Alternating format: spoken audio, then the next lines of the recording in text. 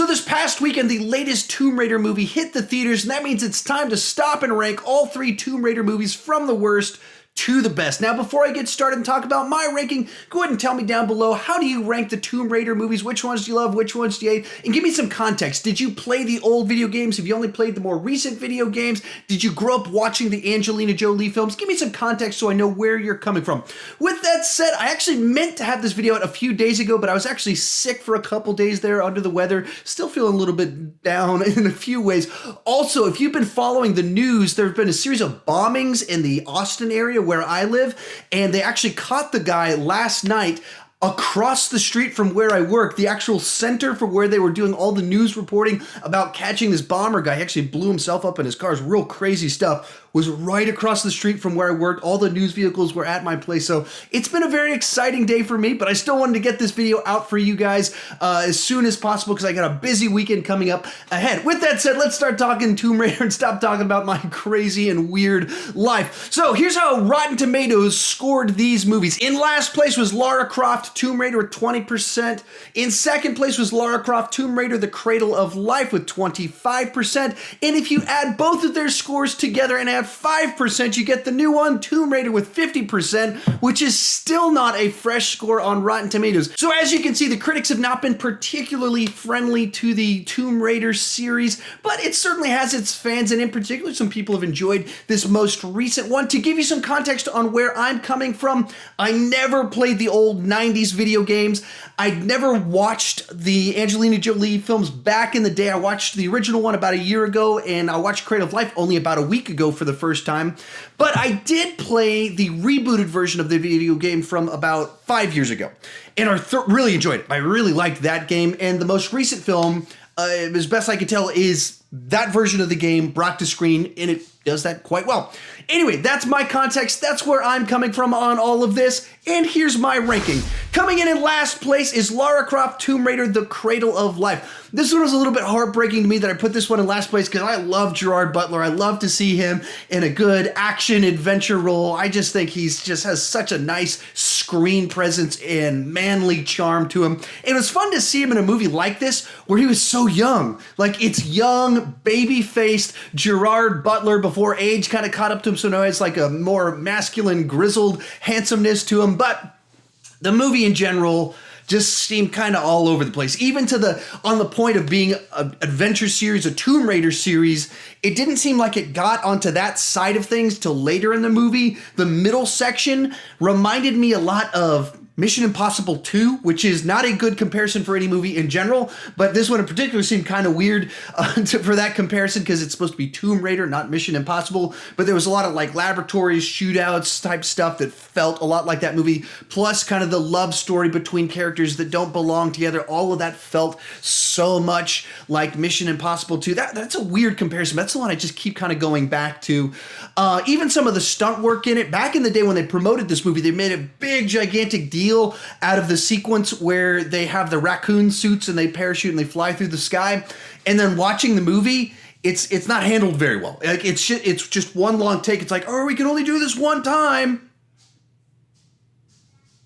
And you just slowly watch people fly across the sky, which maybe back 15 years ago, that would have been, wow, this is incredible. Now today, that's not so impressive now that we have the YouTube where we can watch clips of things like that all the time. So the story didn't pull me in. I think if a better script, I could have been really into Angelina Jolie, Gerard Butler kind of playing off each other.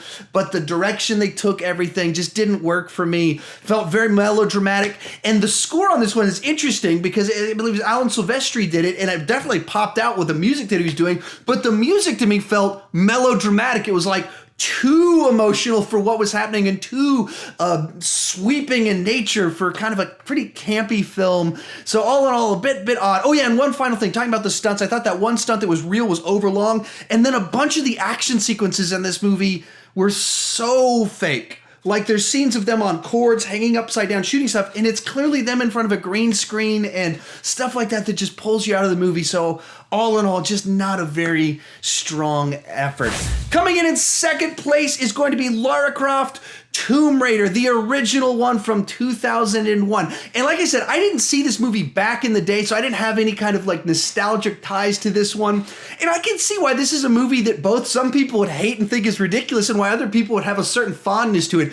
It's so unashamedly a product of its time, which is to say the score, the soundtrack of it, the way it's shot, the types of the action sequences, all of it has a certain over-the-top nature to it that's a little bit contagious. It's a little bit fun. So it starts off with a sequence where she's battling robots, which is just kind of ridiculous. The nature, you're watching like, what am I watching? But it's still kind of fun. And I mean, there's this incredible sequence where she's fighting guys in her mansion and with bungee cords jumping all over the place. Totally ludicrous, ridiculous situation, but still kind of fun at the same time. It's also one of those movies that because of the timing of when it came out, you've got Daniel Craig in a side role in the movie. And so it's just fun to see movies where James Bond is the side character, even though he's doing a pretty weird accent. And I just remember going, Lara, the whole movie. That's all I really remember of his stuff in it. And I watched it like a week and a half ago.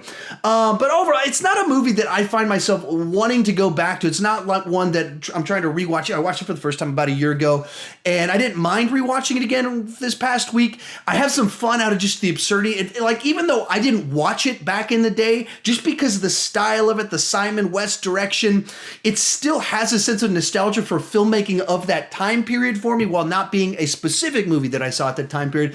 But overall, a campy piece of fun. Not great cinema, but fun cinema. But coming in first place for me, easily, is this most recent Tomb Raider.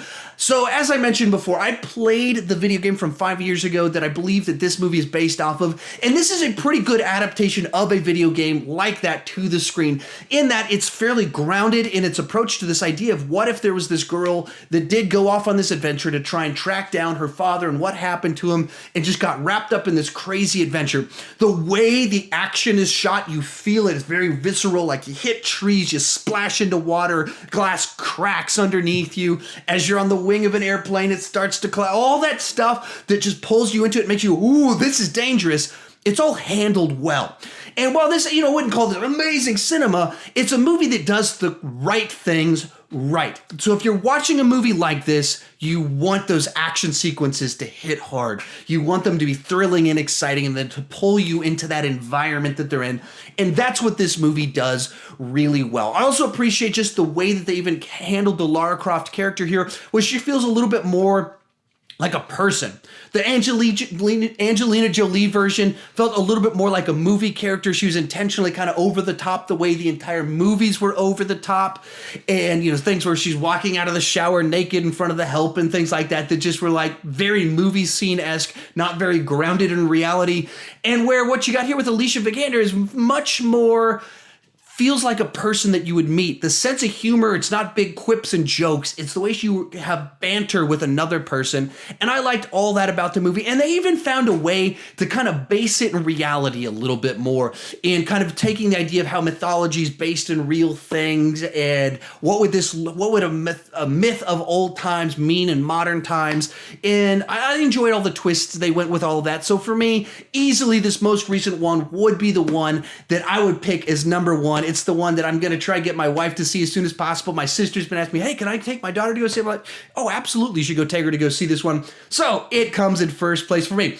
But that's me as the guy that's kind of new to this franchise and liking the more modern, grounded take on it. How about you? What do you think about the Tomb Raider movies, especially if you're someone that kind of played the old video games or grew up with the Angelina Jolie films? I'd love to hear your take on it and how you contrast that with the more recent ones. I know in my review of the most recent one, some people hated the new one because it was so different from the old ones. And for me, it's kind of the flip side. I don't know what to do with the Angelina Jolie ones because it's so different from the video game I played. But that's the fun part. We can have differences of opinions and we can enjoy different things. I just want to have a nice, fun, lively discussion with you guys down in the comment section. Second place was Lara Croft Tomb Raider: The Cradle of Life with 25%, and with more than those two to